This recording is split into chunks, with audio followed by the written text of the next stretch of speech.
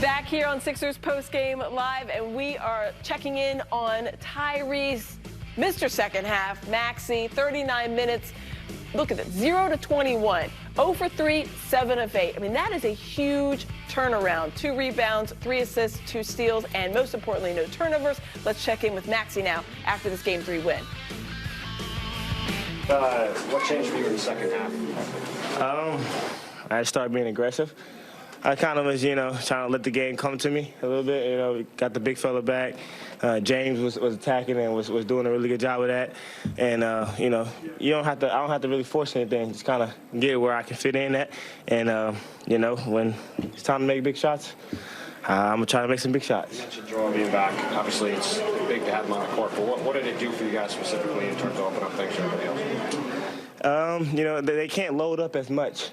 Because, or they can't, send 2 at the ball sometimes, because then you have Joel Flash was a threat, on different ball screen actions and different things like that. So, and then when he gets the ball, he demands so much attention at the elbow or at the block to where now you got just shooters getting even more open threes than we got the last 2 games. So, and then guys knock down shots. We hit shots and set that shoot around, but you got to make shots and defend them. You're not shook in these moments. Some young guys might not take shots in certain situations, but you're not, right? Where does that come from? Confidence, work ethic, grinding when there's nobody in the stands. Early 6 a.m. workouts when nobody's around, nobody's watching. I always say it helps you perform when you're in front of thousands, and then now I guess millions is watching TV. So, it's testimony to the work, and then prayer. God got me, so go out there and try to execute for my team. I mean, it's 2-1 as opposed to 3-0. So much of a swing game was this for this team? Say that again, I'm sorry. 2-1 now as opposed to 3-0. So how much of a swing game, an important swing game was this for this team? Oh, yeah. I mean, we dropped 2 that we didn't want to drop. Wasn't able to get 1 at all in Miami, and to come home and protect home court is huge.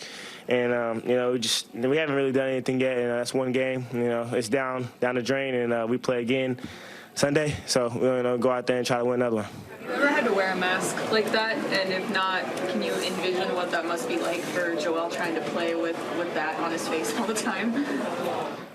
Yeah, I was so happy to see 21 hanging up in the locker room with his mask, whatever. So, he's a soldier, man. He's a soldier. He's just thumb, mask, concussion, face, broken face, make him look even uglier now. But he's resilient, man. It's the MVP for a reason. Just the attention that he demands is great for us, and it's just a testimony to his will and to his wanting to win. So, did you ask him what it's like to wear the mask? I just asked him a couple of times, are you okay? You promise you good? At the end of the day, basketball is extremely important to all of us, and it's our job, but you want somebody to be, the best that they can possibly be feeling, in life in general.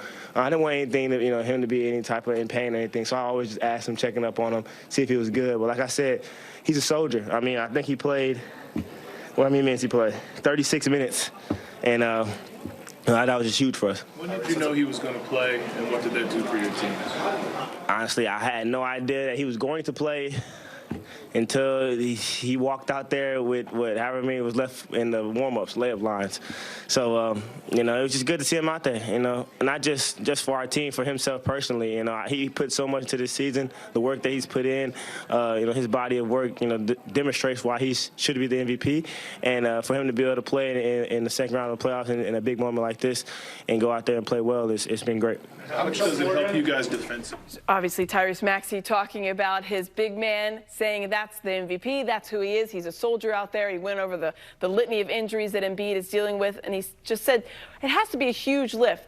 Those guys still didn't know, though, Mark, until they see him coming out right before warm-ups. That's got to be a huge adjustment, thinking, oh, whew, thank goodness he's here. It just motivates you. But let's talk about the human that Maxey is.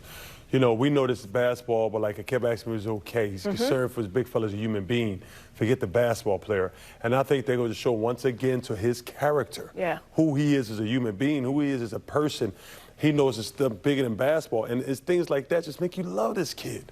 Then he goes on to talk about, make the jab like it makes him uglier, stuff like that. It's just, Maxey seems to get it. And he understands the significance of not just having with Joel on his floor and what he does with his team, but I think he understands the significance of how he plays dictates the success of this team as well. Yeah, I mean, you heard him say there, he was like, listen, I kept asking him, as I know life is bigger than basketball. I want him to be okay. Jim?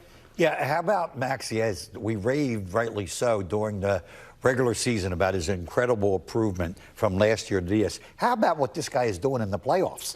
I mean, really, he's 21 years old. He scored like 34-plus points, whatever, in the game in Miami, and goes for 20-some in the second half of this game. I mean, really, I guess it's to a point where you're starting to take it for granted. He's just so good. But you're really seeing something special.